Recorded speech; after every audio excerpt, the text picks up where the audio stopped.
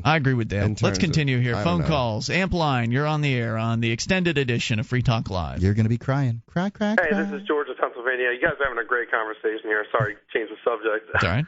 But I've had enough of Mark anyway, so go ahead. Oh, I had enough of Ian years ago. Mark. But no, I was calling because you had Savannah Last Biscuit on, and I actually wanted to call about my own little agoristic business I got going. I actually do I bake out of my home and sell online. And it was actually Free Talk Live inspired. I make baklava. You're Mandrake on the BBS. Yeah, that's me. Mandrake.com, yeah. We had the baklava, right? That was sent us? Yes. It was very, very, very good. When I shipped it to you guys, it was right when I started, and it was before I got my perfect packaging method down, which I have now. So it's even better now, and it was good then, apparently. It's even better now, definitely. I didn't get to try it. You have to send me some. I didn't get to try it. No, I'm kidding. I think I've got some in the freezer. But you guys had her on, and I was like, I got to call in. But I work at night, so it's hard for me to call in. Yeah, she was heroic. That was a great interview. I was talking in between, during a break, I was talking with Mark and Ian about whether I should go into an agorist baking thing, because I'm really famous up here for muffins and pancakes and different things. So. Sure. Cooking's so much fun, and it's something I've grown up in a Greek family. It's just something you learn at a very early age. So how's it been for you? I mean, how long have you been selling the baklava, and has it been successful? What's it like? Well, that's the thing. I mean, I'd always thought about it, and I was like, every time I looked into the licensing, I'm like, man, forget this. It's just a headache. And then I started listening to Free Talk Live back in August, and I just remember you saying about, hey, just take baby steps into civil disobedience. Find something you can do. And I was like, well, I can make baklava. So that's what I started doing, and Excellent. I wanted to have it up and running for Christmas time. I wanted to have like a reputation by then, so people would buy from me. I just want to start it up then. So I started in September, and it took a while because I started on eBay, and I have a very basic website, and I put it up. It's kind of like that first person, just someone who's buying food from somebody on the internet who has no reputation for selling it. It's kind of hard, so it took a couple weeks. Sure. But once I started, it was like that avalanche effect. And now, for Christmas, I was baking.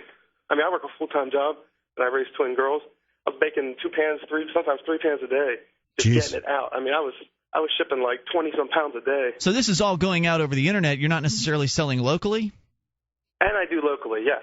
Okay. Because my family owns restaurants, so I was putting signs up. I was asking Greek people that own restaurants? Who ever heard of such a thing? So what's your family think about your baklava recipe?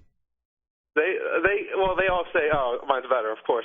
You can have a Greek putting cardboard in baklava, and they say it's better. You can't make food that they think, that they make, and they'll think yours is better. So you've been shipping. You were shipping out how much? How much of it? What? How much were you shipping? You were saying you were shipping 20 pounds. What was it? A week?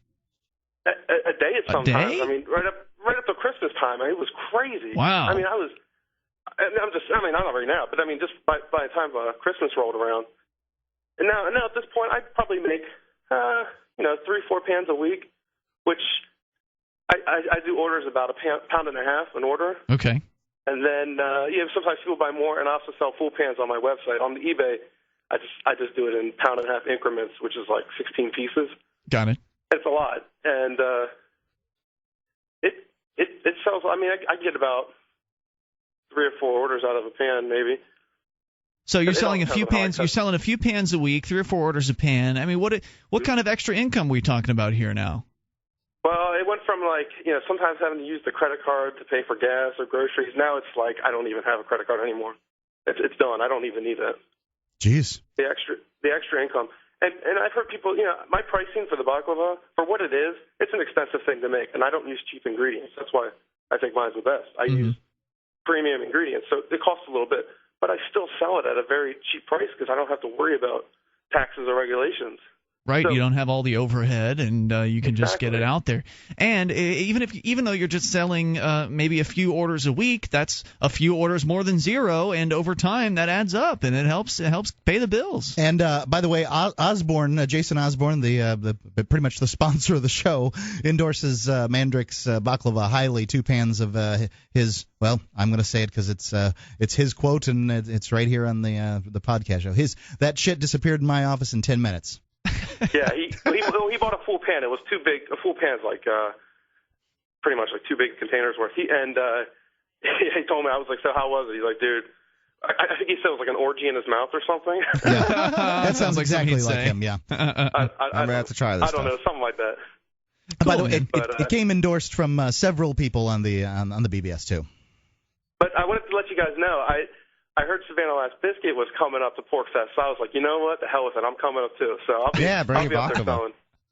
Cool. Man, there's going to be a lot of stuff being sold at the I'm Pork selling Fest. Ezekiel pancakes, which will be well, made from Ezekiel flour that I mill myself. Big hit last year. Yeah, I'm gonna have to try that. Yeah. Everyone I was talking to said, yeah, we have a bunch of food, but they're kind of lacking in the dessert department. And I'm like, well, hey, I'll take care of that. Awesome. Well, look forward to seeing you then. How can people find your stuff on eBay? Where do they go?